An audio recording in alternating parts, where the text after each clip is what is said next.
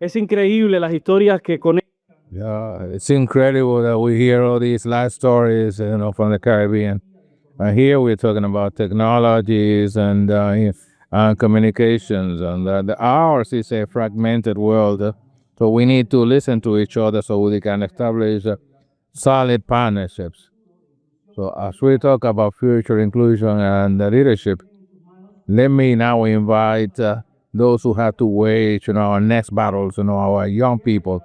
Panel 4 will talk about the outlook of the youth in global forums, moderated by Goddard virtually, and we will be talking about that is from ICTs and AI department in TNT, and we will have other people who are leaving an imprint in international forum from the UN Secretariat in Geneva, Shergaun Roserie, based in St. Lucia, Elaine Grenet Albernas, specialist in foreign relations from the Cuban Ministry of Communications, and Emil Hernández, experts in international agencies and bilateral cooperation from ETECSA. Those who are here in person, please join us at the podium. And this panel is critical.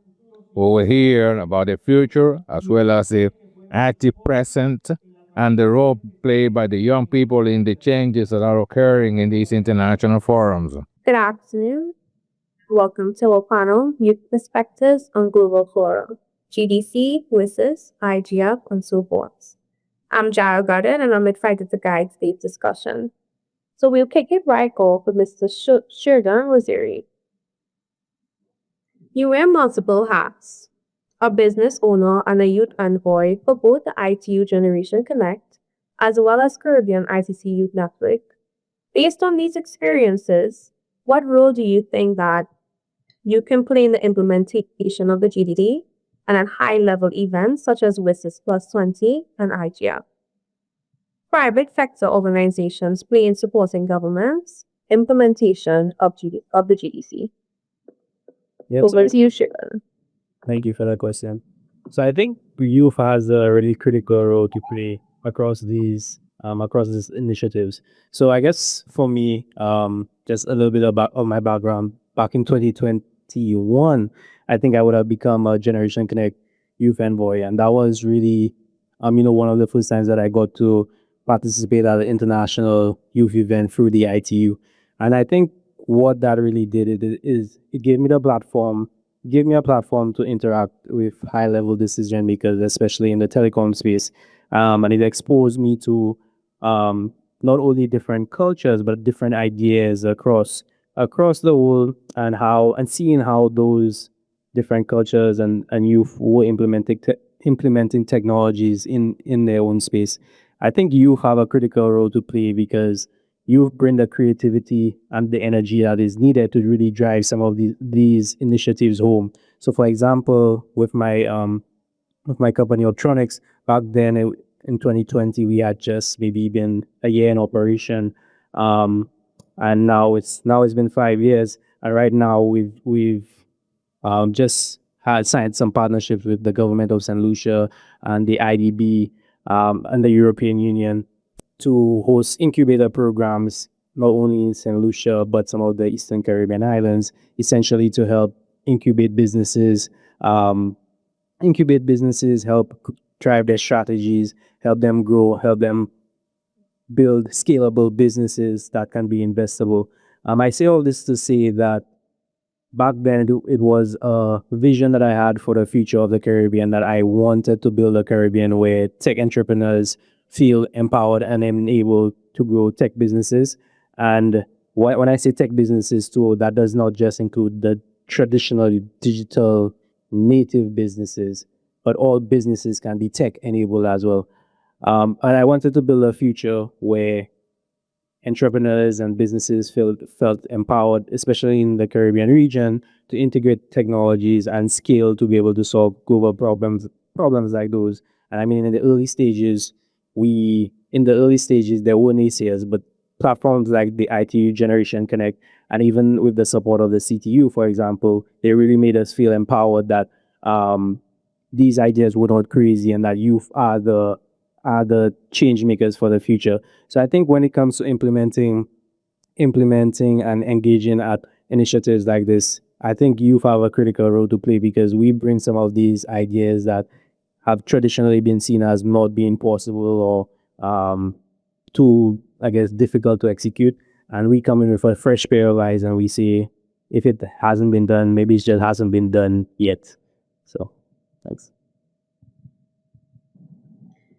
Thank you so much for that, Shergaun. That was a powerful reminder of the multifaceted role you can play, not just as participants, but like you said, in shaping the digital policy and the futures as well. This brings us perfectly to our next speaker who will offer an additional perspective. Ms. Henmo. Thank you so much, Anja. So, my question for you, based on your involvement in the NRI coordination, how have youth IGFs around the world been working together towards contributions to the WSIS Plus 20 and GDC? Thank you. Thank you so much for the question. And since this is the first time that I'm speaking, I would like to, at the beginning, sincerely thank the organizers for the invitation. I want to congratulate the Caribbean Youth IGF. I think it's safe to say this has been a very successful forum this year, now with this concluding panel. And sincerely to thank you for the invitation to the Secretariat, not just for this panel, but really for continuous cooperation throughout the year. Now, these types of processes are a result of a hard work happening throughout the year by the community with the very specific role of the multi-stakeholder organizing committee, of the coordinators, of course, of the CTU, as I call them a neutral secretariat, really the carrier of this process. And I think it's important to recognize that it wouldn't happen without hard work of so many people.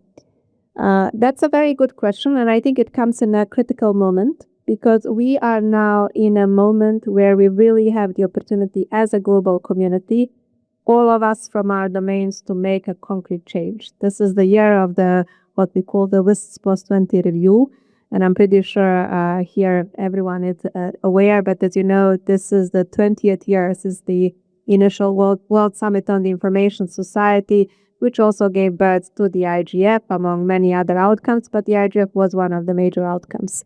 When you look back 20 years, it's always interesting to see how things have changed really dramatically.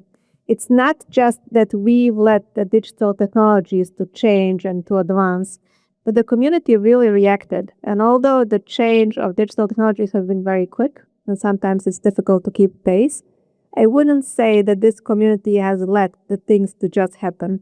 It really worked hard to keep the pace with the technological development and to develop the mechanisms through which we can address them to ensure that there is a good governance system in place governing the use of digital technologies, their deployment, and essentially the way it impacts us and our human rights and our everyday life.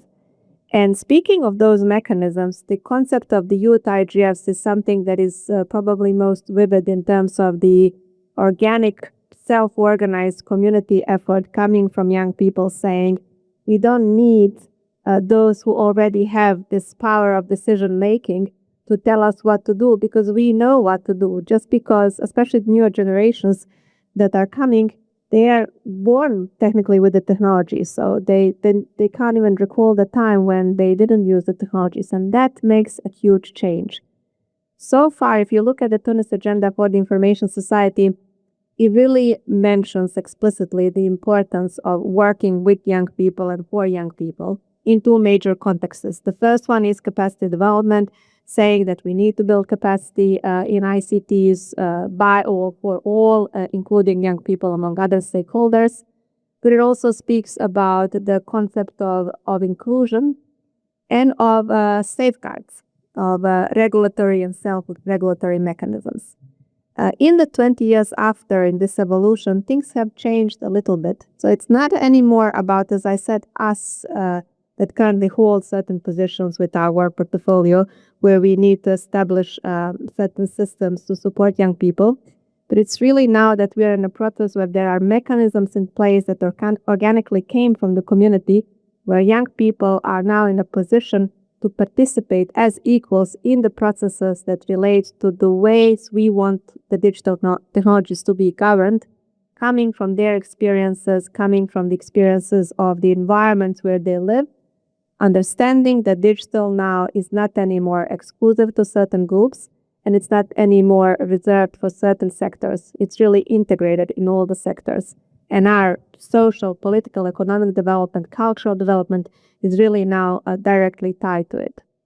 So having said that, I think the WSIS Plus 20 review, which will come to a final decision-making point in December during the General Assembly high-level event, will be that point of clarity, we hope, where we will see exactly how the member states see the role, concrete role of young people now having these mechanisms that developed over the years through, for example, the concept of the youth IGFs or the national and regional IGFs overall that have dedicated youth engagement programs.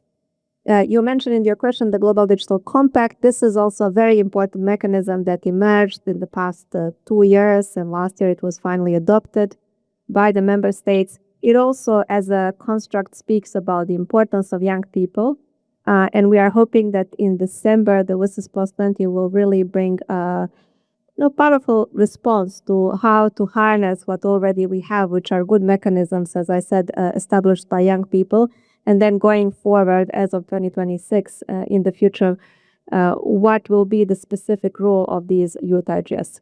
I'm very happy always to confirm that during this consultations period on the WSIS Plus 20 review, young people, especially including the youth IGFs as mechanisms gathering young people from around the world in various communities, have responded already to those consultations. But if you look, for example, at the contributions to the current elements paper that was produced by the co-facilitators, Kenya and Albania, then you will see a number of contributions coming from the youth IGFs, including a joint contribution, which really speaks clearly about concrete actions that are needed. We will see how the member states will recognize this, but I think the homework by the youth IGFs has already been done by saying and using this momentum of the consultations, this is what we want, this is what we can do, and these are the mechanisms we already have in place. My advice certainly would be to continue the good work, and I think that's very important. Although the decision-making, formally speaking, is with the member states, let's not forget that decision-making is informed by multi-stakeholder consultations.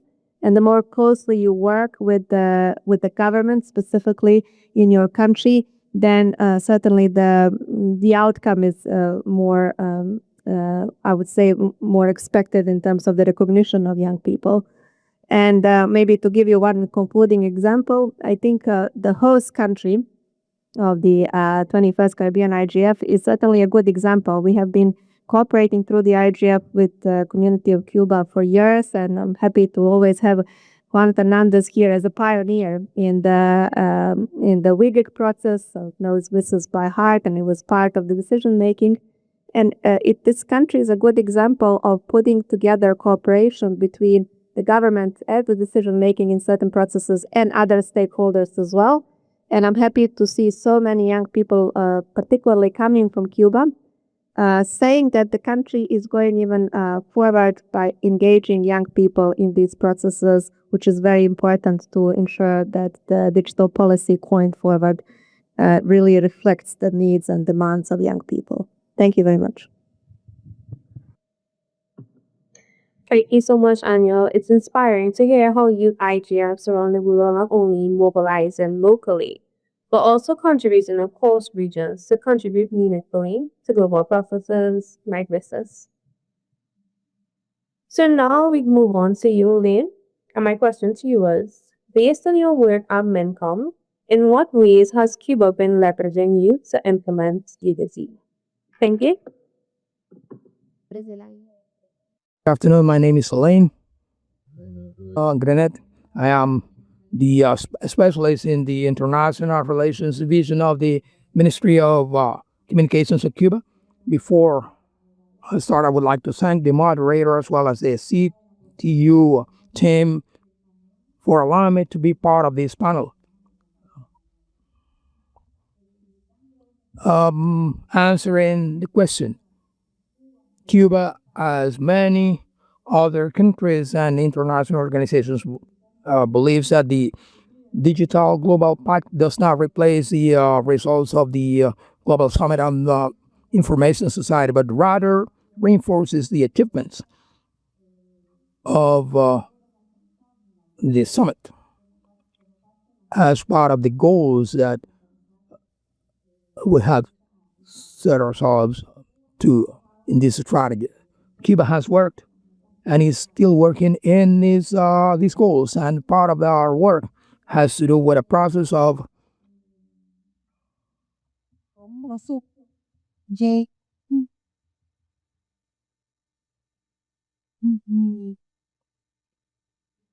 apologies. Cuba works towards the attainment of goals, basically with a digital informatization process and a digital transformation in the country. A process we are in the midst of, and which is a higher stage, in a higher stage today, and is seeking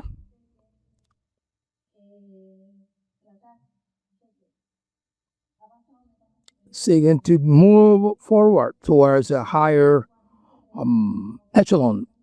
Cuban youth are central, and their commitment and creativity is moving towards a more connective and technological Cuba, and especially a more inclusive Cuba. Youth has taken an important role in this purpose, and now we have an example, and it's the computer sciences youth clubs. The general director of these clubs preceded me, and she's part of the project that is a community-based clubs, which mission is to take access of ITs to the population at large, especially to the rural areas. So it seeks not just to promote knowledge, but it is improving and promoting a digital culture, enabling the public to work in the area of telecommunications. Computer Sciences Youth Club has a strategy in place to involve the population at large in these projects. It's not just to convey knowledge, but also to allow people to appropriate new technologies for the betterment of the local communities and to improve personal development as well. We're involved in a digital transformation process that has a participation of many different stakeholders, with projects towards digitalization of different sectors, including healthcare, education, and e-government, and also solutions for intelligent or smart agriculture, all in line with sustainable development goals.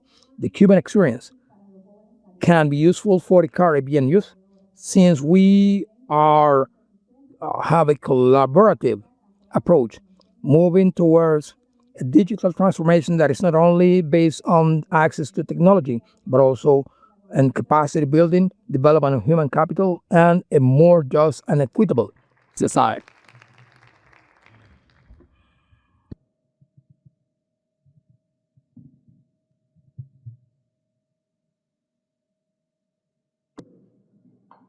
Thank you so much, Ms. Albernas. Voice creates a space for you to contribute meaningfully. Your examples, like community-based youth clubs, show how intentional the government is truly being. And now we go on to our last panelist of the day, Mr. Hernández. Leysdel, my question to you.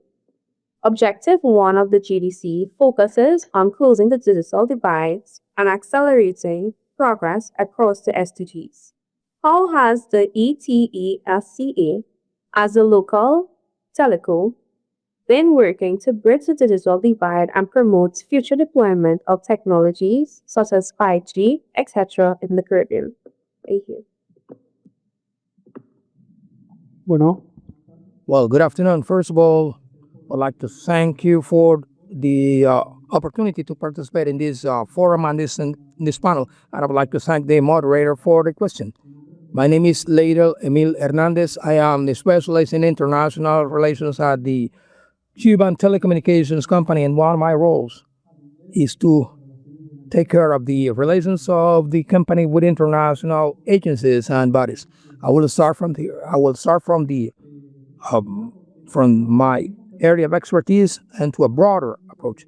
First, we work with the ITU and the Association of National Telecommunications Operators of the Caribbean. So, it is this is the example where you can see what ETECSA can do in the regional context to help in the closing of the digital gaps, and especially the expansion of 5G and other emerging technologies. ETECSA and these events that is are organized by Canto, which is the official name of the agency, has always supported all the initiatives that promote the development of communications infrastructures in the Caribbean. But I would like to refer in the answer to what ETECSA does internally, domestically here in Cuba, because this is where we have to start.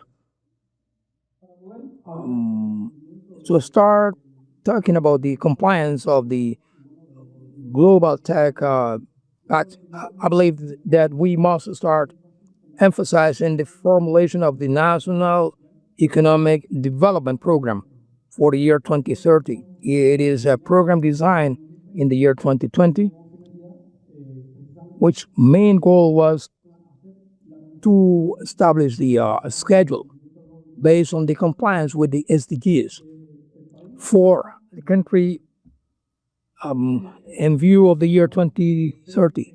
It has 6 strategic axes that contribute to the fulfillment of these goals. Each of them has a micro program defining the way the country will meet these targets. I will bring some examples to the table. Since our entity, our company, ETECSA, has an important impact in this. For example,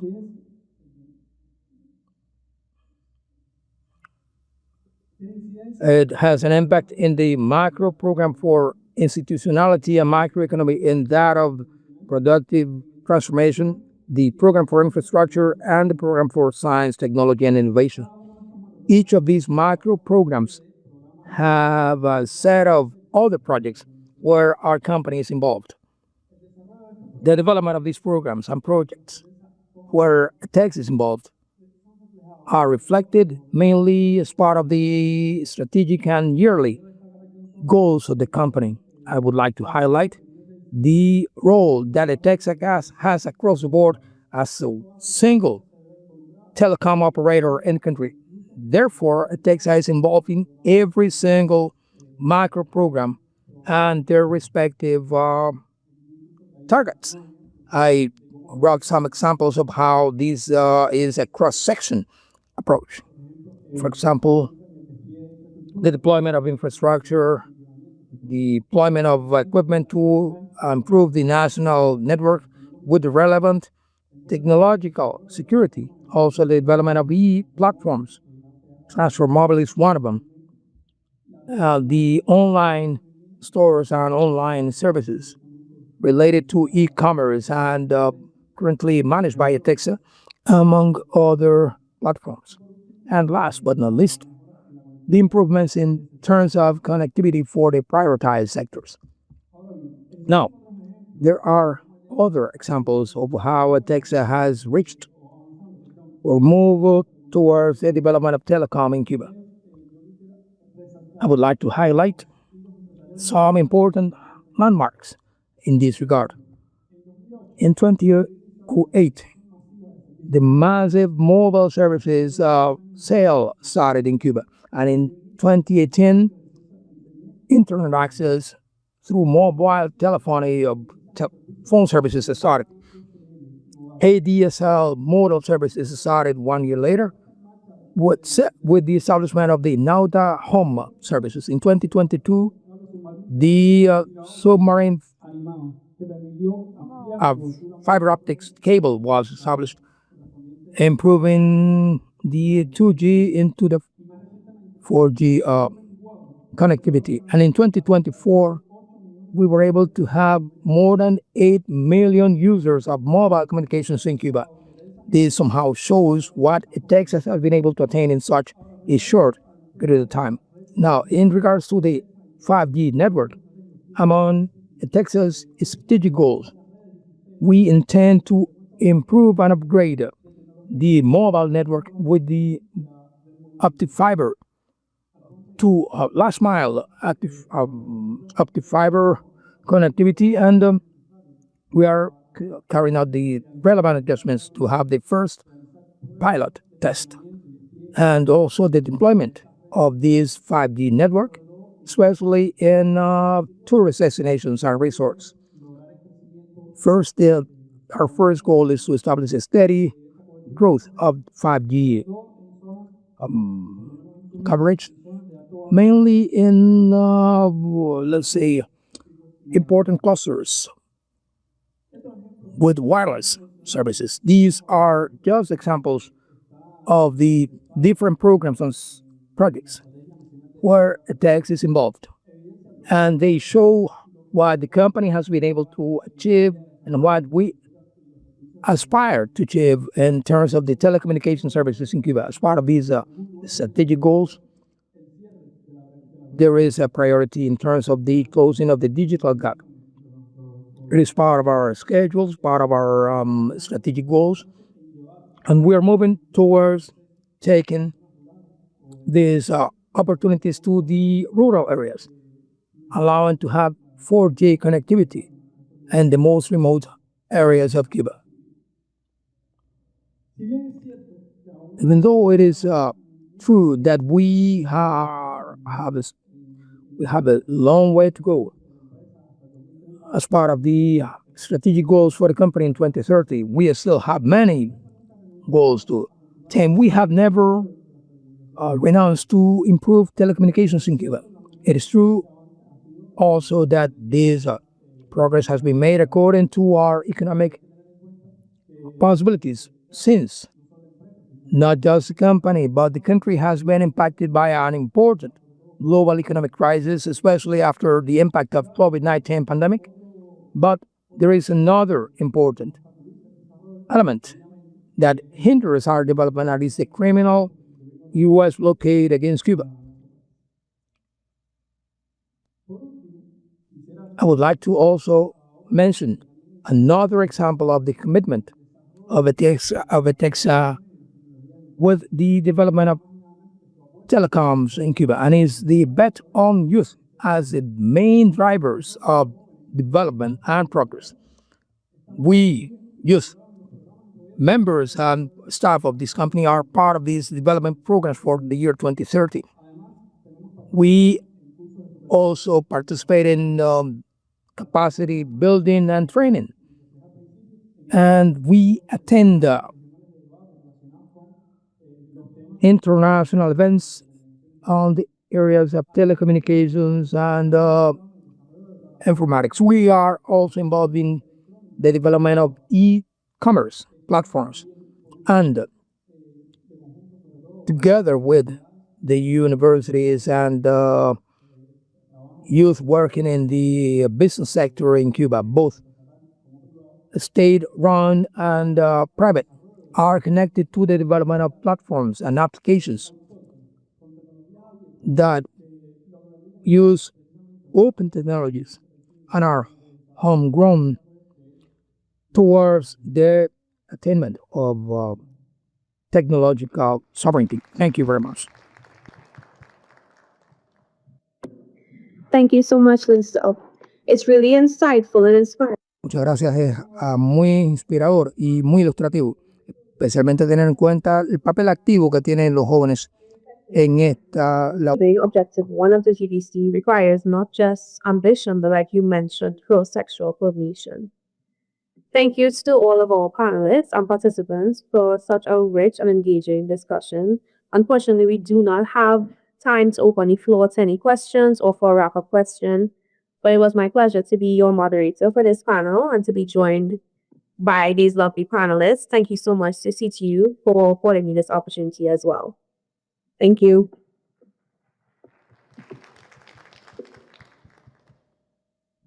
Muchísimas gracias. Thank you very much. Thank you for your company this evening. And the photo op. Before these fine young people leave, photographer. Thank you for your company this afternoon.